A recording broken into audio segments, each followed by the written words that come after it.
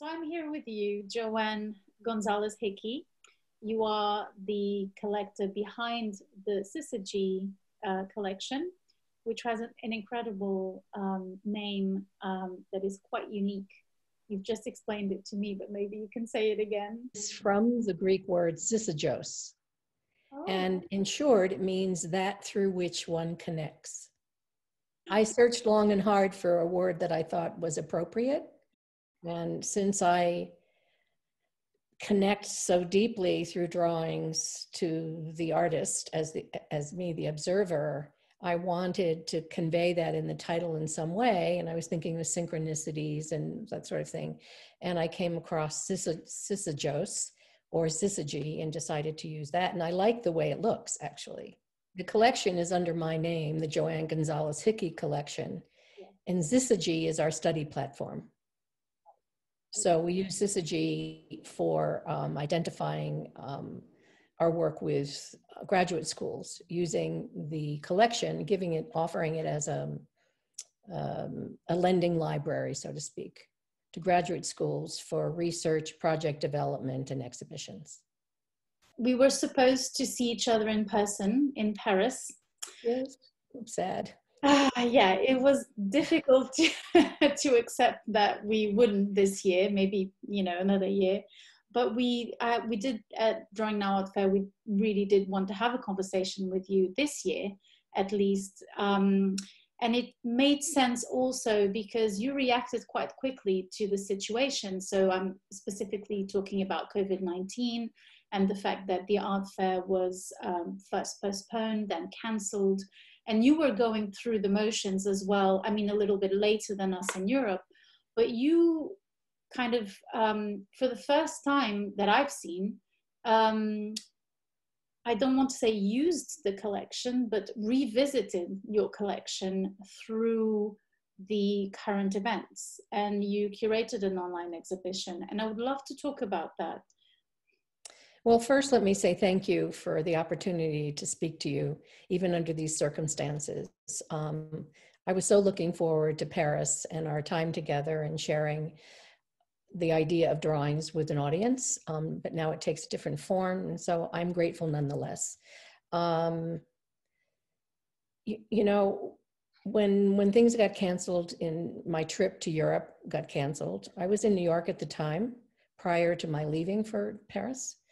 And as I arrived, the virus was beginning to be evident.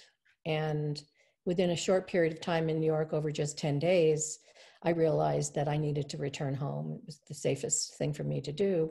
And at the same time, I found myself distancing from the arts. I was just kind of overwhelmed by the realities that were suddenly set upon us.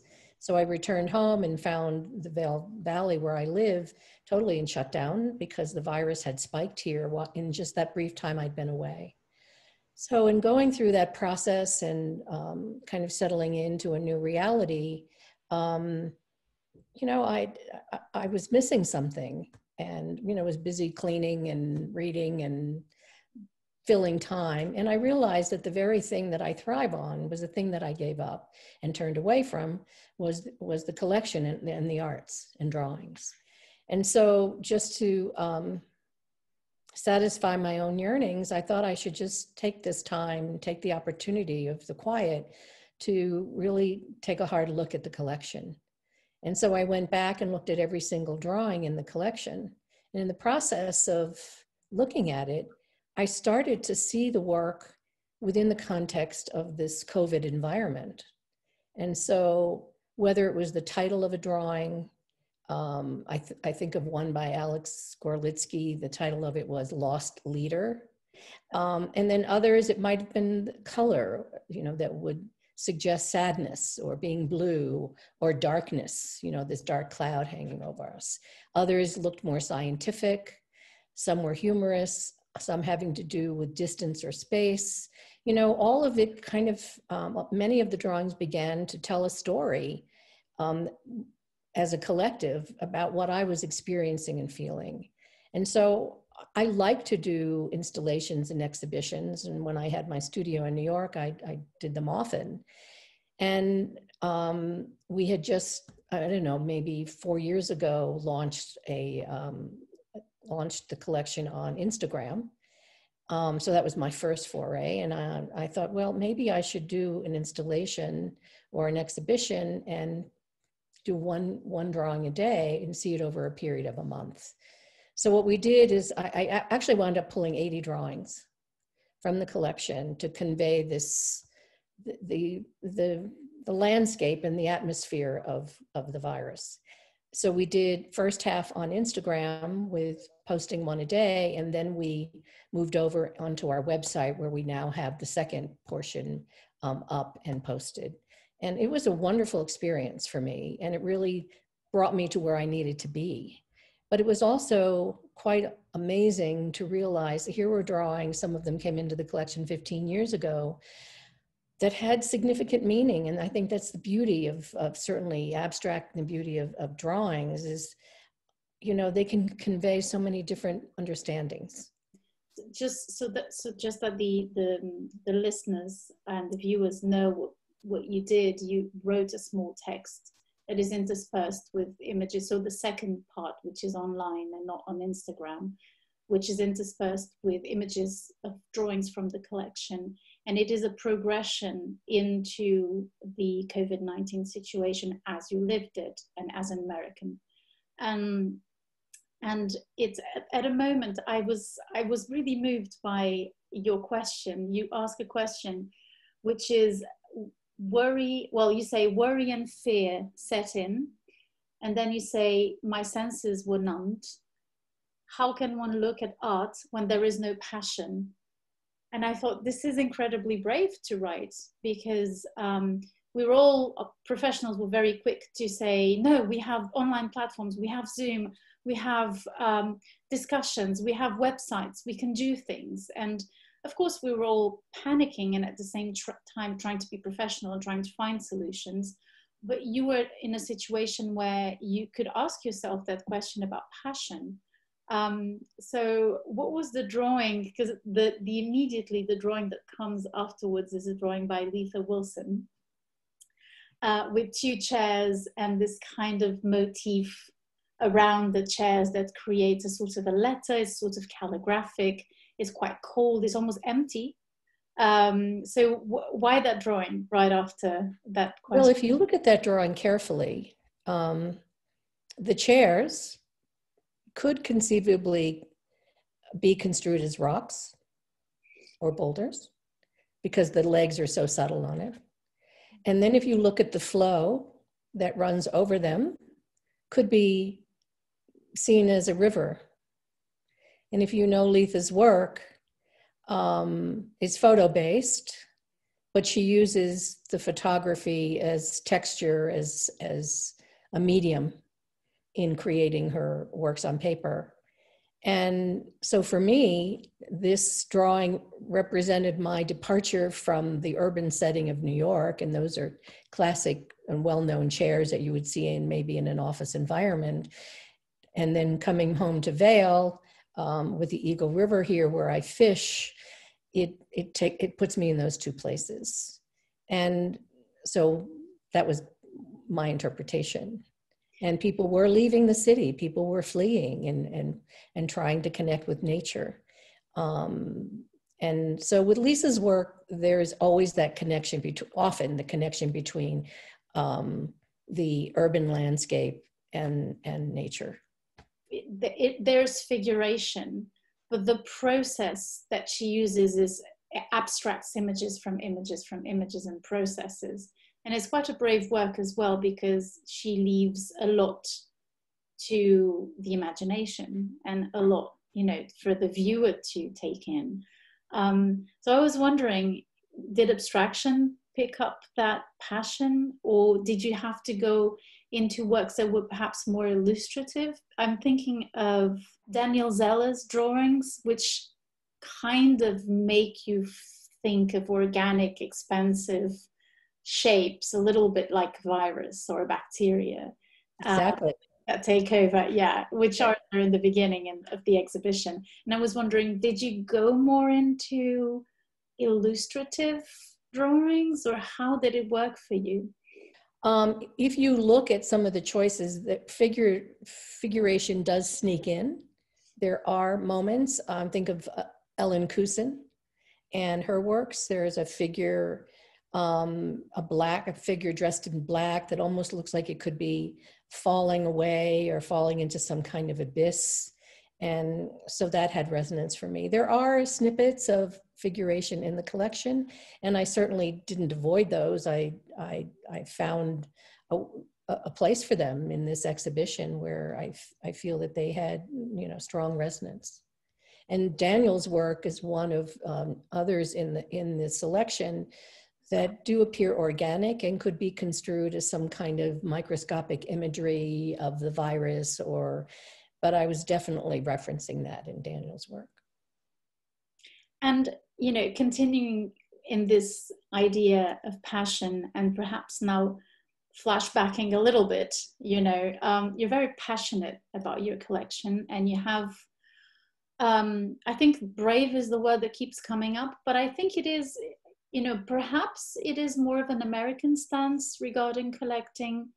I'm not sure, because I think you really go towards the drawing, like you've told me before, that you look at the drawing, you don't want to know who made it, and you don't mind, you know, it's not about having, you know, checking the boxes of the artists that we're talking about in drawing nowadays. You don't follow trends, and you really do have quite a unique collection of people who are famous, very well known, expensive, others who aren't very well known, but you have a very serious, intuitive process. So I was wondering how this all started for you, this adventure with drawing, and was it passion that drew you to art? Was it your own practice as an artist, or someone who studied art history, for example?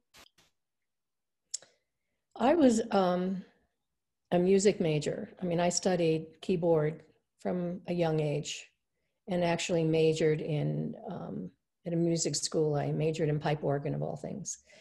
The drawing behind you comes to life. Yes, exactly. But I have to say, it wasn't until I was living in Chicago. This was after I finished school, and I was living in Chicago. Somewhere in my younger years, I had a fantasy about being a painter. It was always in the back of my head, but I think because I was identified as being musically talented at a very young age, that had to become my thing. But I never was passionate about it. You know, I might have had a talent for it, but the deep feeling and deep desire was not there. I was disciplined. So when I was living in Chicago, I happened to live near the Old Town School of Art, and I had a time when I thought I would maybe take a painting class. So I signed up for a figurative painting class. And from the moment I started that class, my life changed. There I found passion for the first time. I mean, I wanted to paint all day, every day. I just wanted to paint. And so that was the beginning. But you know, because I eventually came to drawings, as you know, and it's actually through the drawings where I've revisited my younger years and have found that the passion was always there. The allure of paper was always there. I wasn't aware. So when I look back, I have these moments. In college, I took an art history course. It was my favorite course of everything I studied. And who did I go to but Albrecht Dürer? Of all the artists I could go to, that interested me. My sister was 6 years younger. She went off to college as an art major. And I remember my first apartment in New York, I hung all her drawings, all her black and white drawings, had them framed black and white, and did a big salon hang in my first living room. My grandfather's letters, my grandfather was rather a Renaissance man. He was really an inspiration to me, and still is to this day. His letters in his handwriting were so beautiful, and the paper so interested me. I saved them. And I continued to keep a file of handwritten letters and cards from friends and family. I still have it. It just means so much to me. You know, there's something about opening a letter and what is the choice of paper and looking at the handwriting on the paper gives you so much more about that person behind the letter. I journal. Journaling is important to me, always has been. I sort of advocate for that for graduate students. And I find when I go to the journal, there are thoughts in my head that I had no idea existed. It's quite remarkable. So the list goes on, and I'm still making discoveries. You know, I think I don't know, it was maybe 5 years into the collection when I discovered through a drawing, a series of drawings, that I used to work in a stationery store when I was in high school. I never remembered, never thought of it, but it was that particular series of drawings, because they were on ledger paper, that led me to recall that of course I loved paper. I loved every kind of paper. At that age, you know, paper was essential in our lives. And so whether it was carbon paper or ledger paper or was whatever, typing paper. So, you know, the drawings just, to me, I find myself in the drawings. I have relived my life, not in chronological order, and it's all about passion. It's all about relationships, and it's all happened organically. I mean, everything I've experienced from the moment I decided to collect drawings has developed experientially. I have to have the experience first. The experience leads me to question, and then I do the research. What's happening here? What's going on here? Why? I mean, I thought I was collecting objects 15 years ago when I began. The objects were drawings. But just a few years into it, all these amazing things started to occur. And I'm very present, I'm very aware. I do have keen senses, and everything was triggered. And it continues. I'm still making discovery about why paper. In fact, the collection started as works on paper, then it became works on and of paper, and now it's works on, of, and about paper.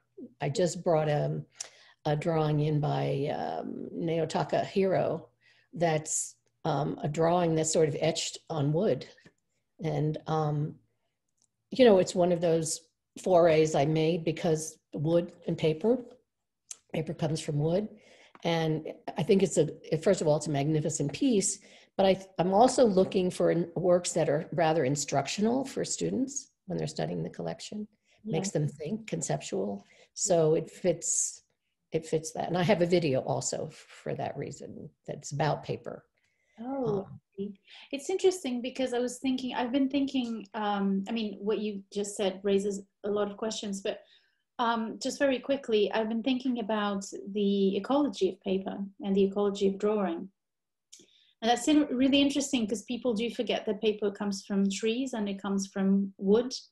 And when you start thinking about it, you really do wonder, you know, you wander into other practices of artists who make their own paper or who draw on other kinds of surfaces. And I noticed that you have, if you go to your collection, I have my other laptop here, my other computer, and the collection is divided in not only what you say, but you have collage, you have journal, sketchbook, you have language and text base. I mean, you are very conscious of the way one gets to drawing or the way drawing kind of comes to the artist, aren't you? Because you say you do your research, but there's a lot about that.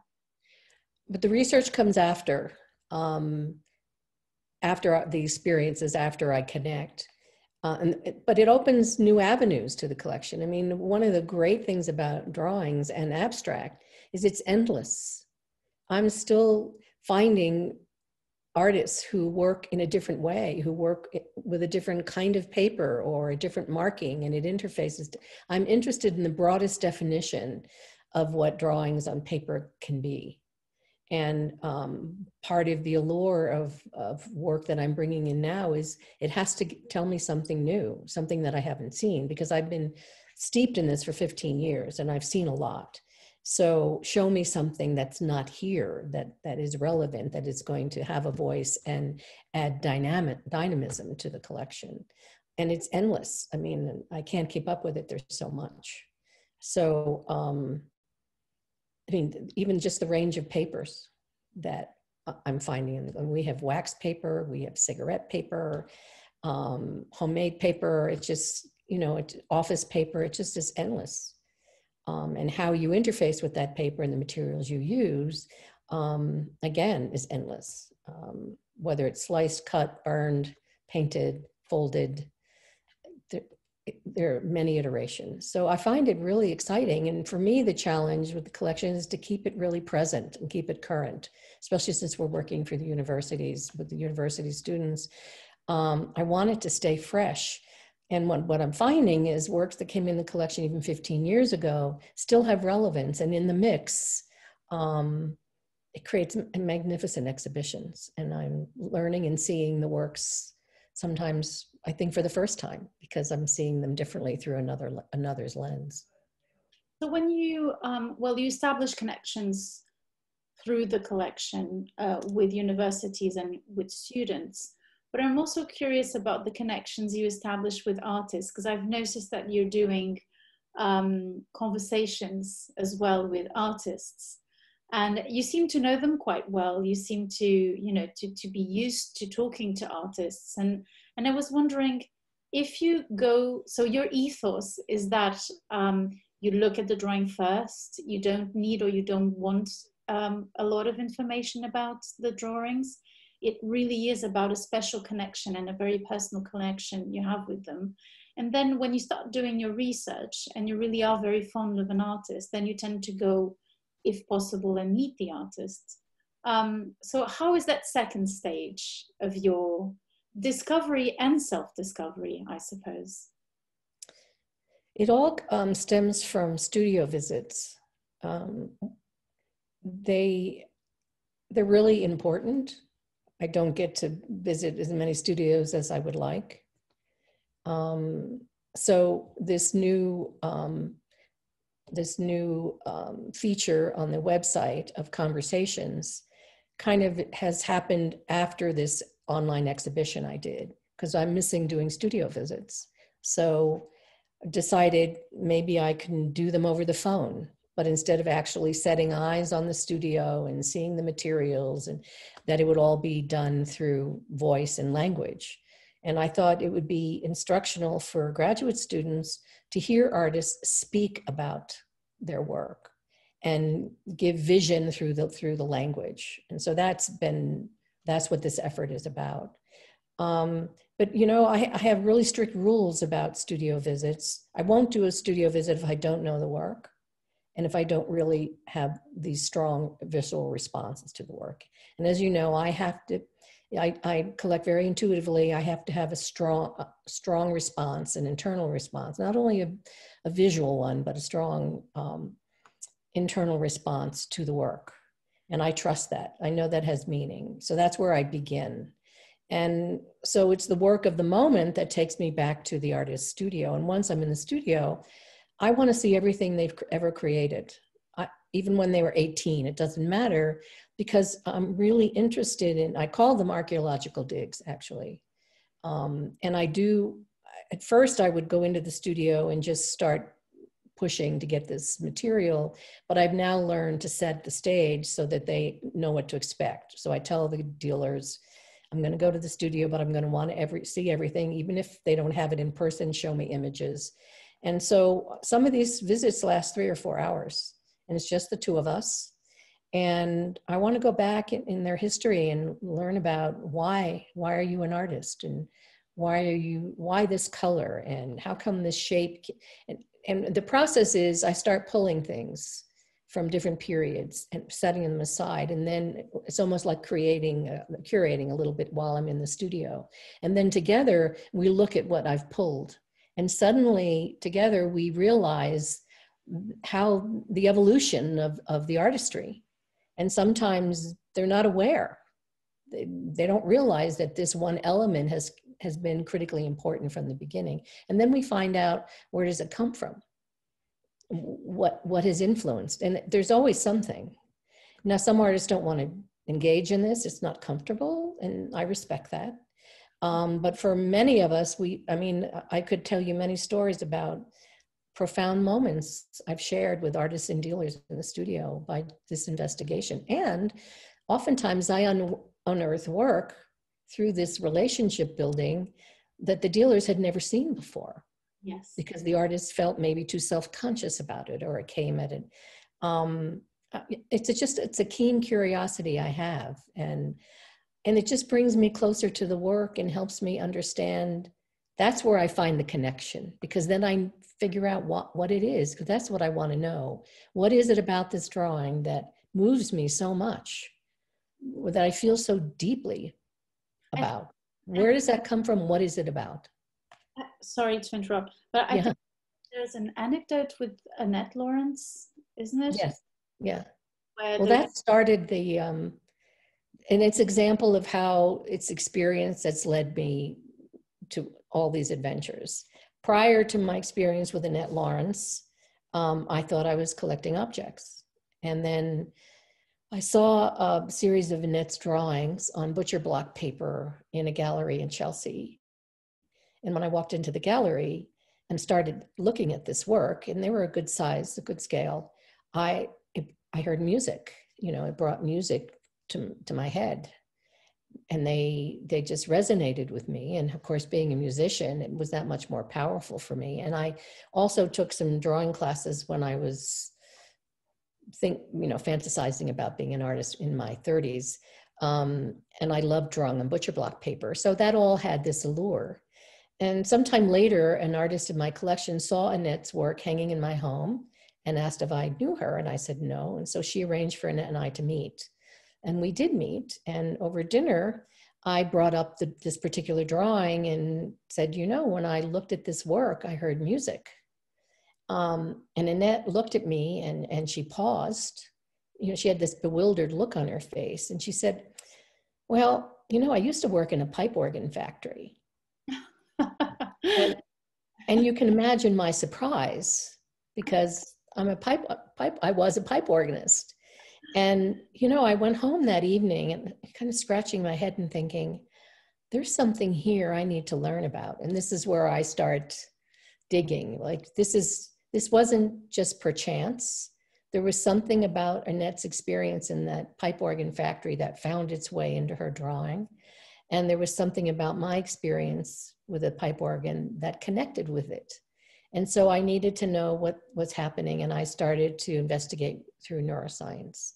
And then I started paying closer attention to this visceral response I have and trusting it.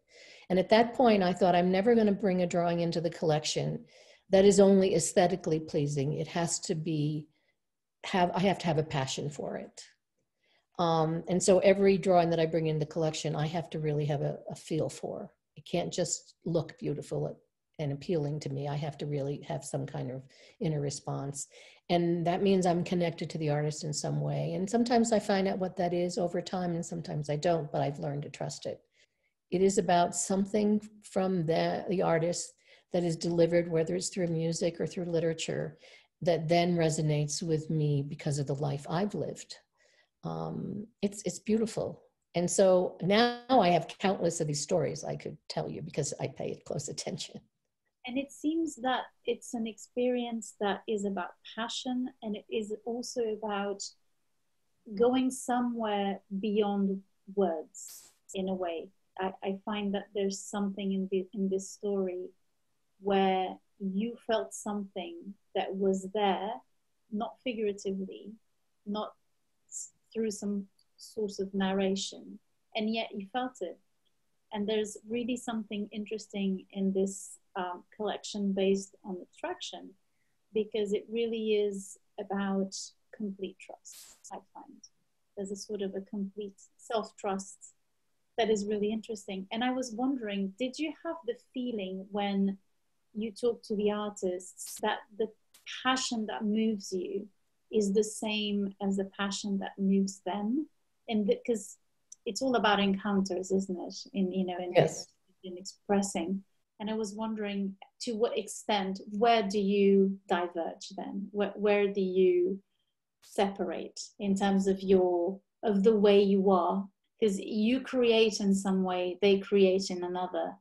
And what the artist produces is sort of the basis, isn't it? It's kind of the currency between, you know, these encounters. And I was wondering, have you ever wondered, you know, where it stops, you know, where it differs, you know, like between the writer and the reader and the artist and, you know, the spectator?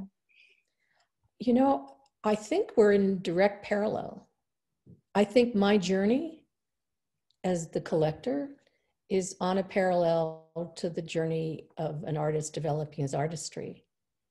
I think the same elements go into it with the same results. And so when I share some of these profound moments with artists, they're not necessarily aware, most of the time they're not, that that particular color is always there because of something that happened that we stumble on. And so they you know, they produce the work in the same way that I go to the work, that I'm drawn to the work. They can't help but produce what they do because it stems from their life experiences in these deep places. And so in conversation, when we make these mutual discoveries, it's pretty awesome. It's interesting. Does that make sense to you? I mean, I think we're often in parallel, and you know, the passions are there. Yeah. Their passion is driving the work. I think it's a really interesting question, because I have, you know, with Joana P.R, my colleague, we have been working with Irma Blank, who's features in the Yes. as well. And we're curating her touring exhibition that changes in every museum. So each time we make a completely different exhibition. And for the first time next year in Villa dei Cedri in Bellinzona in Switzerland, the exhibition is going to be dedicated to color.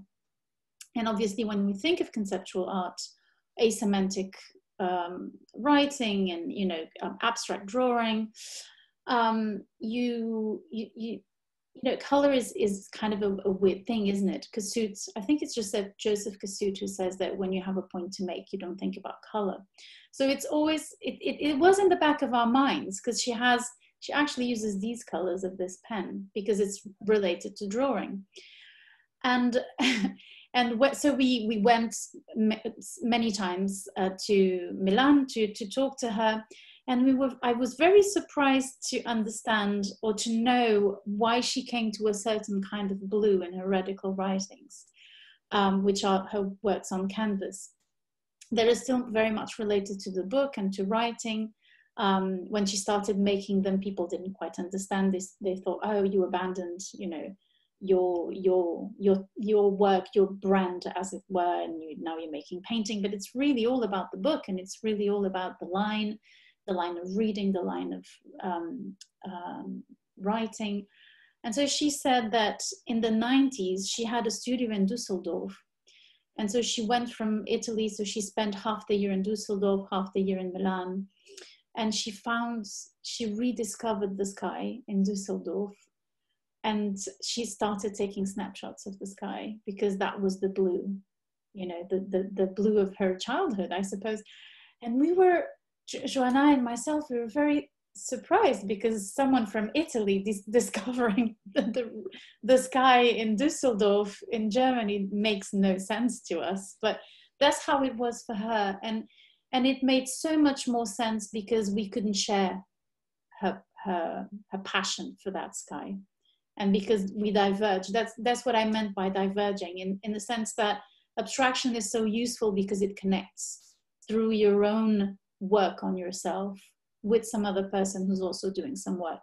And that's why the parallel makes so much sense to me now, because there's difference in how you come to certain things. You can know intellectually that she's using these colors on these pens because they are related to writing, but you're not going to connect with it if you don't have some passion for graphic expression of some kind. You know what I mean? There's really something that is quite compelling in what you're saying. It really is that kind of parallel thing going, sometimes perhaps in different directions. I don't know, one is going in that way, the other one's coming, but it does make sense. Did you have any kind of, you know, experiences like that with artists where you think, oh, okay, I didn't see it like that, but it makes even more sense now? I had an experience with an artist in Cologne. And I was going to investigate a new body of work that she had produced. Her name was Ellen Kusin. And the work that I saw, if I described it to you, if you were to blow talcum powder through a straw onto a piece of paper, what that might look like. They were that subtle and delicate and beautiful. So I was taken to her studio. And while I was in the studio, I began to have a feeling, and I saw, as I looked around the studio, things that sort of belied this body of work. There was something missing. I couldn't connect this body of work with what I was feeling in the studio. Couldn't figure out how she got to this body of work. So I began to probe, and the dealer was there with us. I wanted to see other things she had produced. And finally, she took us into a back room where she had files and cabinets of work, large series of works that she had done. And all of the works were, for example, there was a series of works she had done on little square pieces of paper, maybe 5 by 5 inches, where every day she tracked the development of an acorn on a tree outside her window. I mean, magnificently rendered and so delicate and so beautiful. And there were all of these, it was almost like a scientific lab, all of these explorations. But the thing that really struck me, in one of the curio cabinets, I saw a big thick piece of felt made into like an Elizabethan collar. And when I looked at the collar, I asked to see it. When I pulled it out and looked at it, inside the collar were all the edges of razor blades sticking out. Oh, wow. And I couldn't connect the two. What brought me to the studio, that work, and then there's this collar. And so what ensued was this enormous investigation into her life. And there were all of these other moments in her life that were challenging, difficult, and created a different kind of emotion that she'd been hiding. Does that make sense? Yes, that makes sense. Yeah. Or keeping it in these drawers. And the dealer told me later, I'd never seen any of this work.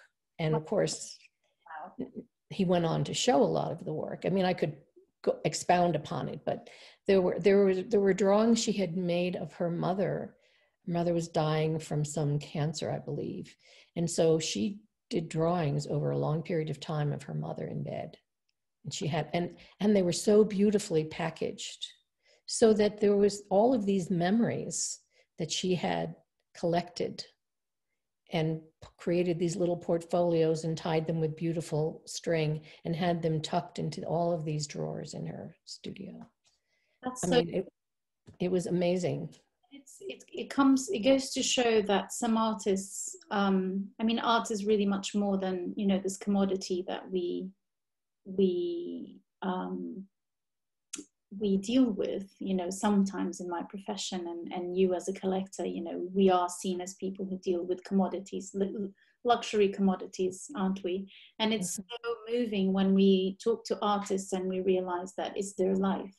The case of Irma Blank is also the same. It is her life, and she translated, and she worked like a sort of a machine that translated whatever happened to her, or whatever she was thinking, or what she wanted to achieve, because it can also be a way, and in her case, it was also a modulation of her emotional states, and, you know, kind of like walking towards serenity.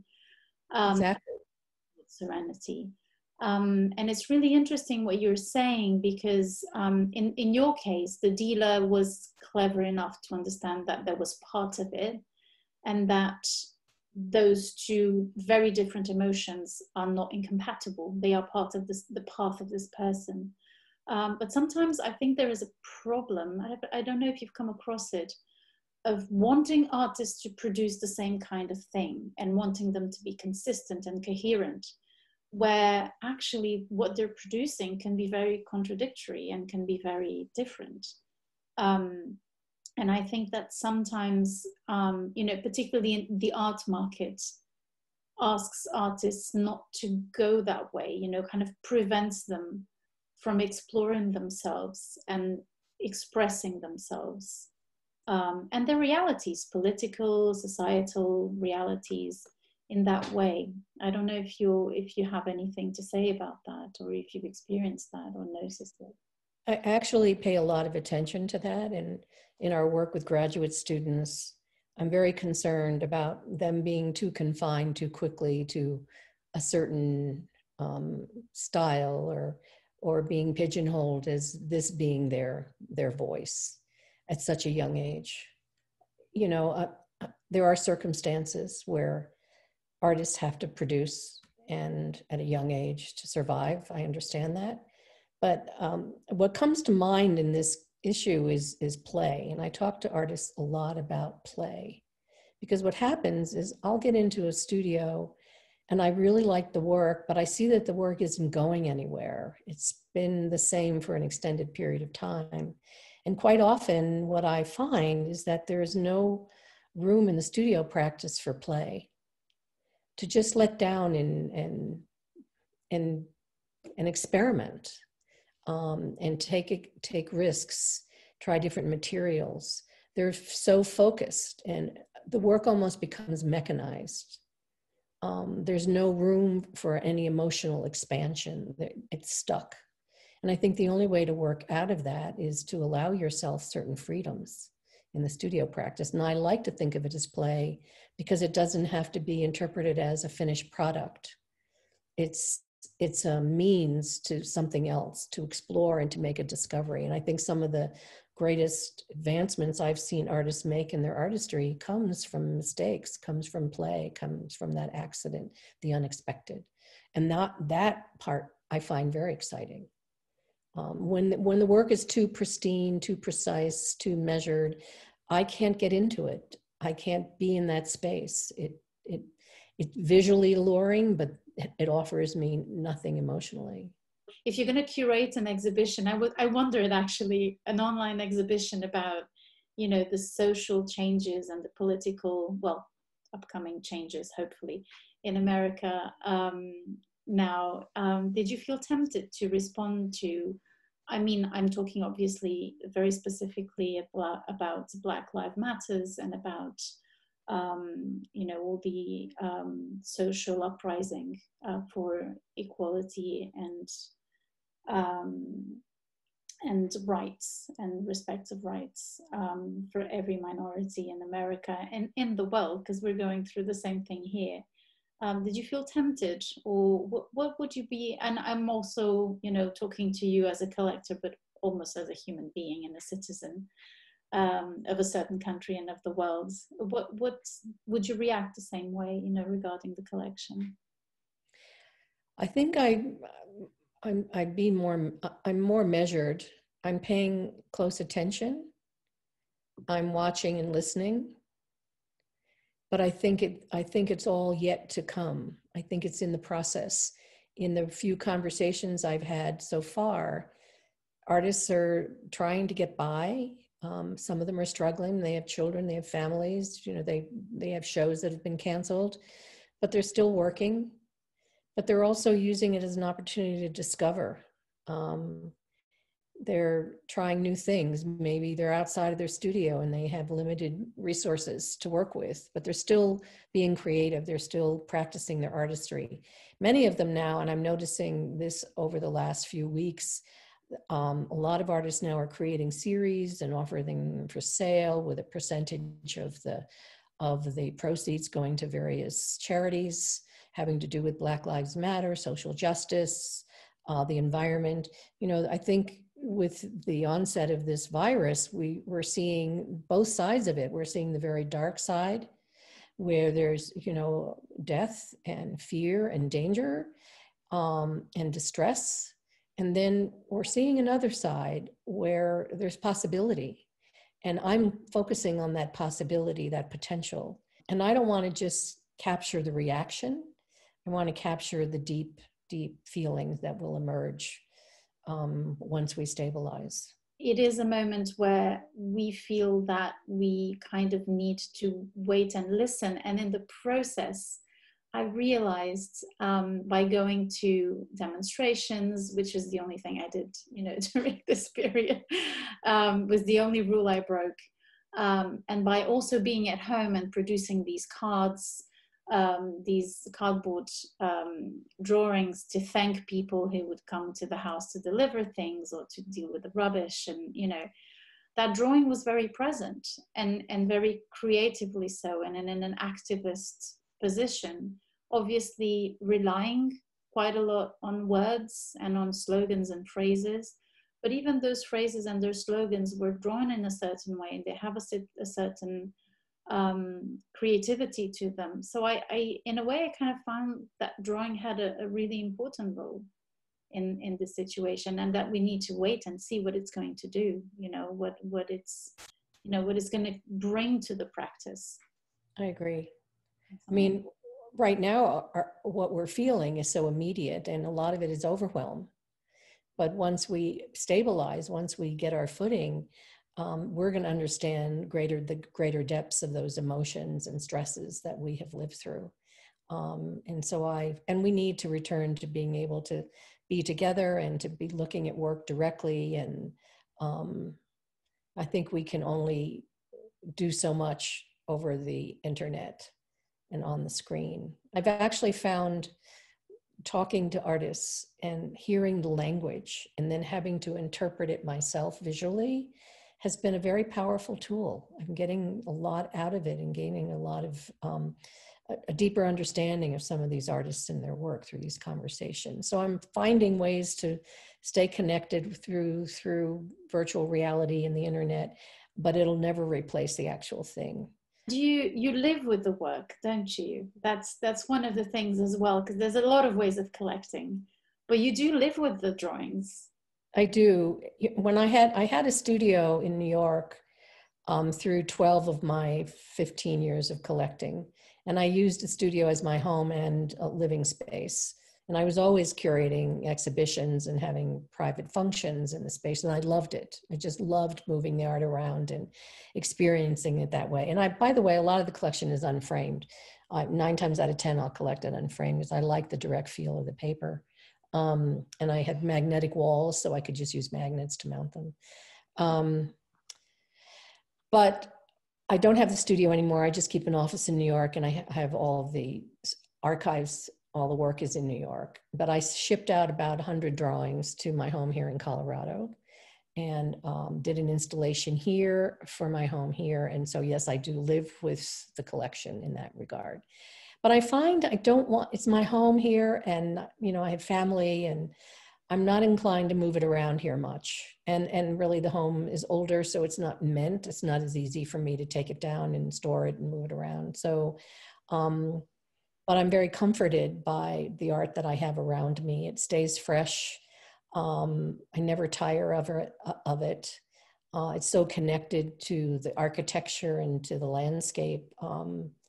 It's sort of my escape and my space, my Zen space. It is really inspiring to see the way you're open to listening, and also that you are really living through drawing. And I am. Thank you. Well said. It's really very inspiring. I don't know the kind of freedom I know other than when I'm with drawings.